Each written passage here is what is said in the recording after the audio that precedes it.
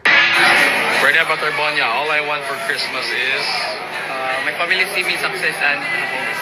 Yes, sir. And when I'm back in Chicago, I feel it. Another version of me, I'm losing it. Oh, I wait to the end of beginning.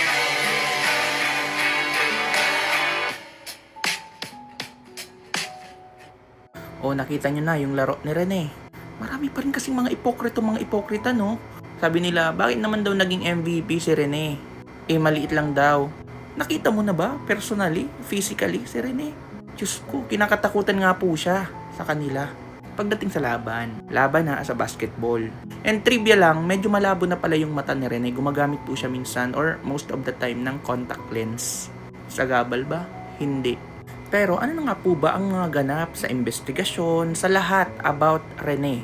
So ito, bigyan ko kayo ng general updates. Unang update sa mga hindi nakasubaybay sa aking mga contents about Rene. Hindi po aksidente ang pangyayari. Inihayag na po ito ng Philippine National Police at Criminal Investigation and Detection Group or PNP-CIDG na batay sa kanilang inisyal na investigasyon, hindi po aksidente ang pagkamatay ng dalawang manlalaro.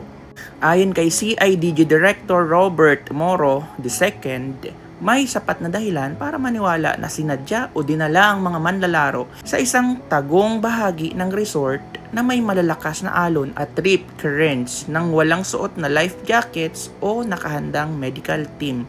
Totoo po ito. At ayon naman po sa iba pang nakasamang manlalaro, muntik na rin silang mamatay dahil sa lakas ng alon.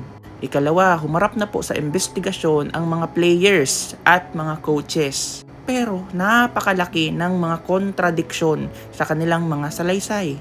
Nagkaroon nga po ng mga magkakasalungat na salaysay or inconsistencies ang mga manlalaro at coaching staff. Humarap na din po ang dating head coach sa Camp Crame at iba pang opisyal. At kinumpirma naman po ni Interior Secretary John Vic Remulla magpapasumite ng full report sa Department of Justice or DOJ para sa posibleng pagsasampa ng mga kaso laban sa mga may pananagutan. Nagbitiw din po si Coach Baldwin bilang head coach sa Ateneo. Siyempre, delikadesa, alam mo na. Kasunod ng trahedya guys, nagbitiw po sa pwesto sina head coach Tab Baldwin at team manager Epoch Kimpo. Lumabas din kasi sa mga ulat na muling nabanggit ng mga dating manlalaro ang military-like at tila hell week na estilo ng training camp sa ilalim ng pamumuno ni Baldwin.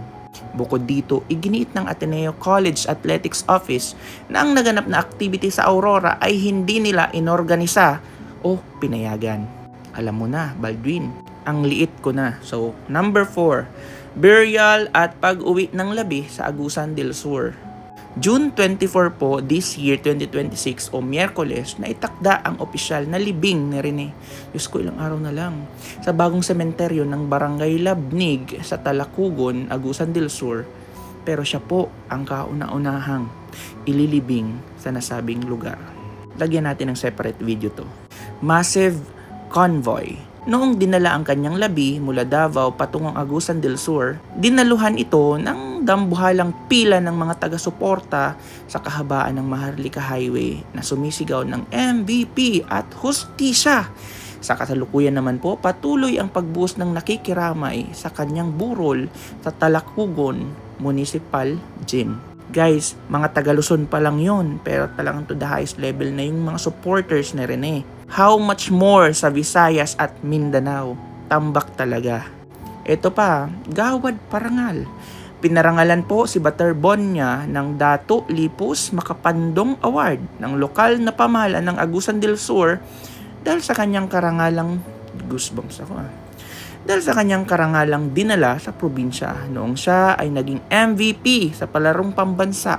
At may mungkahi din po na sana igawad sa kanya ang palarong pambansa MVP Award. At yes, hindi po mawawala ang sigaw ng mga estudyante at komunidad. Ateneo Walkout.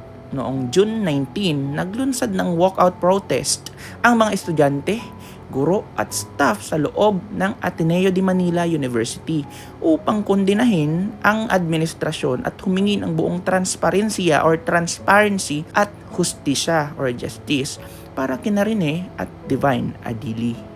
Nagkaroon din po ng 50-kilometer marathon o justice run ang mga taga-suporta at kababayan ni Rene sa Agusan del Sur upang kalampagin ang mga otoridad sa mabilis na pag-usad ng kaso. May pahayag na din po ang pamilya Baterbonia. Labis po ang pagdadalamhati ng kanyang ama na si Rene Baterbonia Sr. lalo na't sumapit ang Father's Day, nawala na ang kanyang anak. Hindi naman matanggap ng kanyang ina na si Rovelyn Baterbonia ang video apology ni Coach Tab Baldwin dahil naniniwala silang may foul play at hindi simpleng aksidente ang nangyari sa kanyang anak na si Rene. Nagpaabot naman ang Ateneo ng tulong pinansyal at educational assistance para sa mga naiwang kapatid ni Rene. Magpapatuloy din po ang pagdinig ng kaso sa DOJ sa mga susunod na araw upang matukoy kung sinong mga individual mula sa pamunuan ng koponan ang formal na kakasuhan. Meron po tayong part 2 ng lahat ng mga updates about dito para lagi kang updated. Okay?